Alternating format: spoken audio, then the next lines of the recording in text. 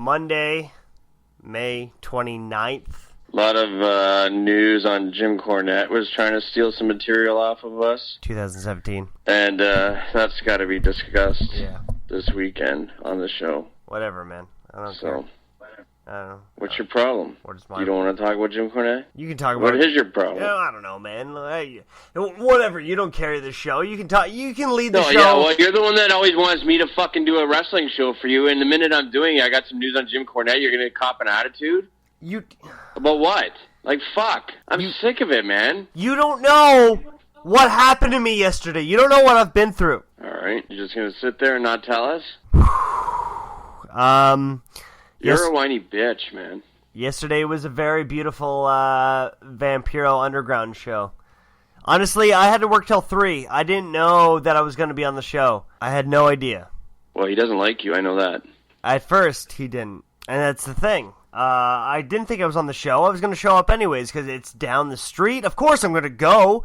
The golden rule, though. What's the golden rule? You never... Always bring your gear. Always. Always, right? You know, right? And I would get fresh from work. I didn't think I was booked. Whatever. Vampiro was in a very kind of mood. He was one of those kind of moods. And John Atlas gave him one of those golden boy speeches. You know, I've wrestled in BC. I've wrestled here. You know, I'm ready to go, coach. Put me in. I'm ready to do whatever you need to. So, just like that, he puts him on the card. And all of a sudden... he needs an opponent. Who's he gonna work? No. Me. Fucking right. So they all look at me and they're like, "You brought your gear, right?" And I said, "Yeah." Right. Yeah. Of course I'm gonna say yeah. If I said no, then that means they might off the show and you would have had a heat with Vampiro. Exactly. So I said yeah. You got to get your fucking boxer shorts on and instead of knee pads from Eddie Sapalucci or something. No. You got to do the fucking show. I should have went that way. It was like 6:43 when the offer happened. Okay. You asshole. 5:43. 5:43. Okay. Right. The show is supposed to when's start. bell time? The show is supposed to start at 6. The band starts. The first match is like 6:15, and then I'm the second match. Okay. You're so fucked. Yeah. I just instantly dude. I literally ran down the street. I just ran. You're Mark. You're fucking Mark. I borrowed $40 from Eugene. And $40. I was like, you wrestled John Atlas. She doesn't know where you made that money. You're a fucking Mark. I needed that money to get a cab. I needed to just go. But then all of a sudden, work John Atlas. You can work John Atlas anywhere in Ontario. You just wanted to be on the Vampiro show. I needed gear. I couldn't look like a goober, right? I needed gear. Okay. Fuck. So I was gonna take a taxi. It was either that or my bike. And then all of a sudden, Holden Albright standing on the corner. All of a sudden, I knew we had that good conversation. Buddy, please drive me. Please drive me. He has this app that tells you, no, not Google Maps. It tells you where traffic is. So I thought we were good. I thought we were fucking classic, right? We go down and we make it a little further south and we get, obviously, stuck in traffic right in front of the Gardner exit. And... the Gardner exit's the worst one in Ontario right now. How the fuck can you even be at the Gardner exit? It's right by my house! But it's under construction, you fucking asshole! I didn't know that, I don't drive! Vampiro, who worked WCW and is booking Lucha Underground and fucking start running around Toronto for your fucking gear? Fuck, how many years have you been in this business? How many years have you fucking sat through Jesse Scott fucking speeches and then fucking never were you ready and never were you fucking ready and now here it is on a Vampiro show. You fucking just blew it again. Fuck. I was 8 minutes away. We're stuck in traffic. I run to my house. I put my gimmicks on faster than I ever put them on. Under 2 minutes. I put them on and I run back to a Holden Albright that's stuck in the same spot. I run back. We got 5 minutes to kill. I call anybody I can. Please fucking bump me up to third. Anything.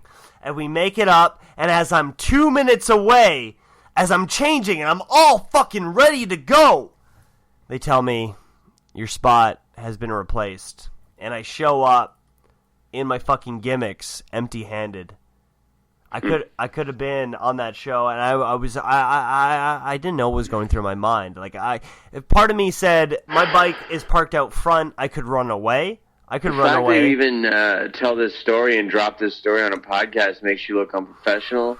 It makes you look weak. I have to get it out there. It makes there. you look like you shouldn't be a man that's booked on these shows, and it makes it look like you're so deserving of having the Hogtown bookings, the little rock pile bookings that you do. It was, dude, take it from my point of view. It was a packed fucking crowd. The busiest I've ever seen Lee's Palace, all right? I'm not going to say no. If I say no, they're going to hand it off to, like, Dane Jarrus or somebody. You should have brought your gear. I should have brought my gear. That's the number one rule. Let me explain something else, despite what Vampiro thinks.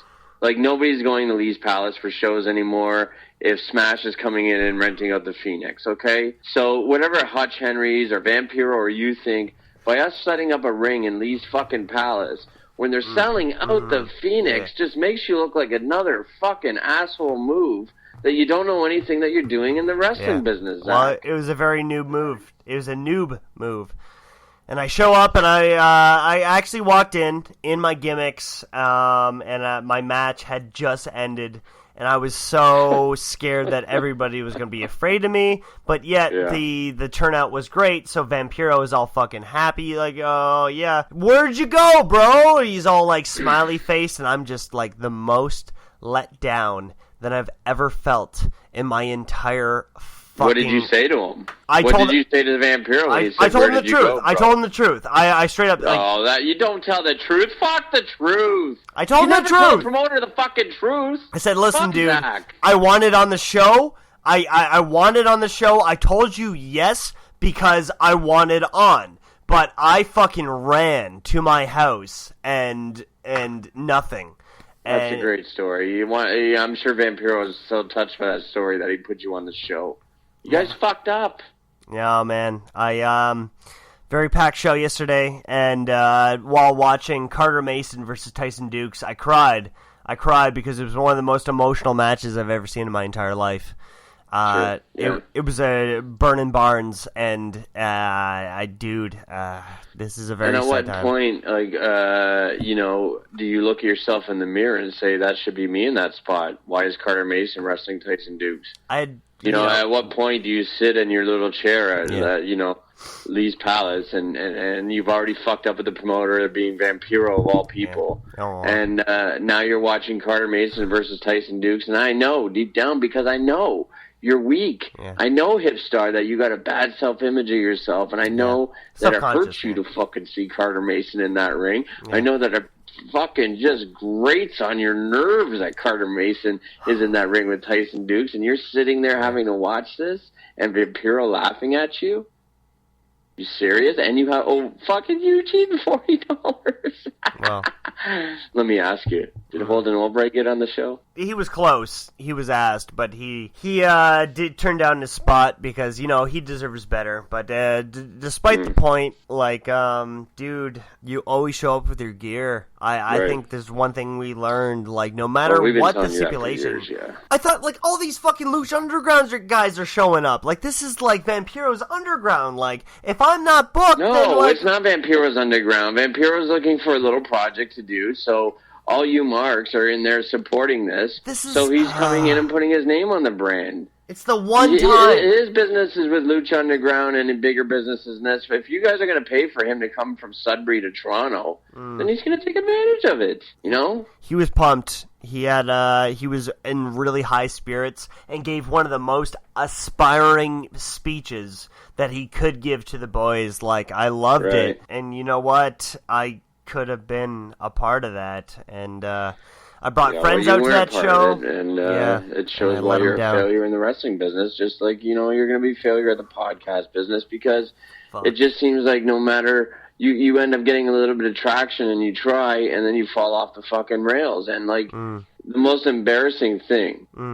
is to put on this broadcast, which I would call a podcast, on demand. I got to be open, right? Yes, but you just told the promoter, every promoter out there, from Santino to Scott D'Amore, to fucking Jeff Jarrett, to Vince McMahon and Triple H no, that you are an unprepared fuck, and the first thing that you learn in the wrestling business is to bring your fucking gear to the show. Stop it! It was one time, the only time I did. It on the fucking air. I brought my fucking gear many times in embarrassing moments when times I shouldn't have, where I looked like a fucking fool because I expected that I might get a spot.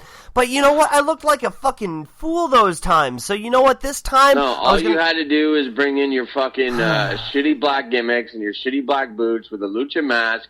And you know they're always looking for a luchador, so that would have got you the booking. Yeah, I could have wore anything. And Fuego said that too. He's like, you could have wore what you were wearing. And I was like, no, man. Yes, exactly. Even Fuego, you fucking look like an asshole in front of Rob Fuego, a premier trainer in fucking Ontario. I'm a one-of-a-kind gimmick. Nobody's doing this gimmick. What you were wearing. Are you not listening to the words? Oh. You could have worn what you were wearing. Listen to our trainers.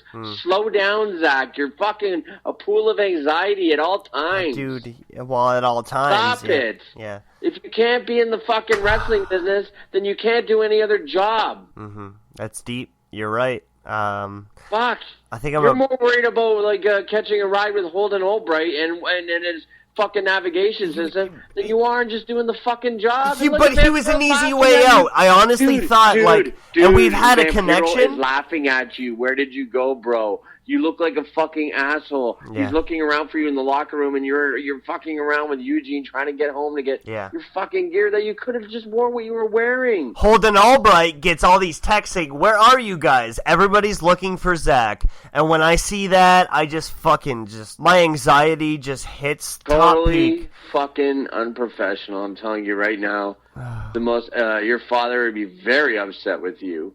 It's not the way you were brought into this business. Don't say that. Chuck Simpson, your trainer, would be very angry. Wow. Jesse Scott, the list goes on and on. Scott D'Amore, Jeff Jarrett.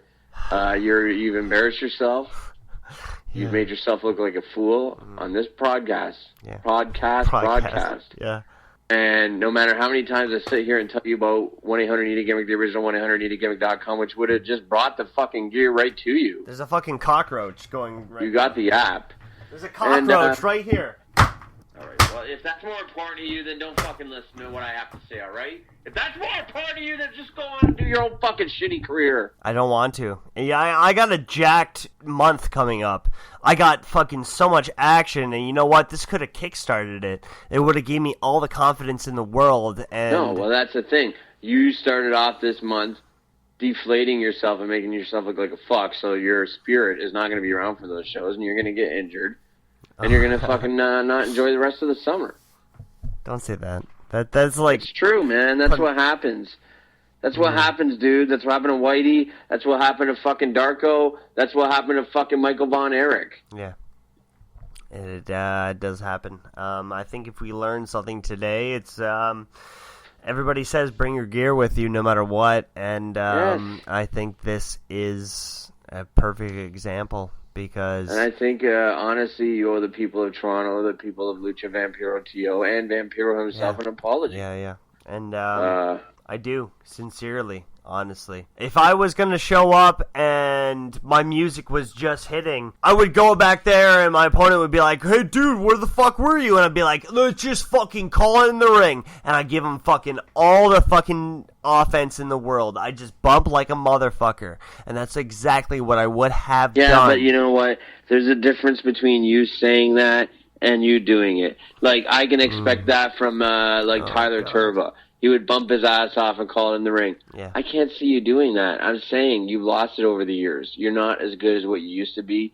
And this bullshit, with you on the weed or off the weed or whatever the fuck is going on with you, is just completely something that, for you to show up at PWA Lions Carnival to work a bunch of fucking jobbers that your dad booked for a food fest.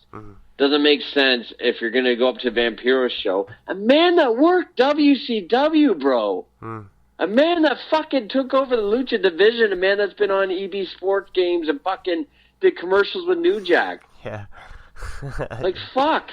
I fucked it up. I'm sorry we had to bring to this depression, but honestly, fresh from it being yesterday, I don't know where to turn from here because I had such a good thing going and it started harsh. and I'm sorry. Nobody wants to hear a fucking pussy. Nobody wants to hear just, a bunch of whiners in the wrestling business. This is what the wrestling business was meant to be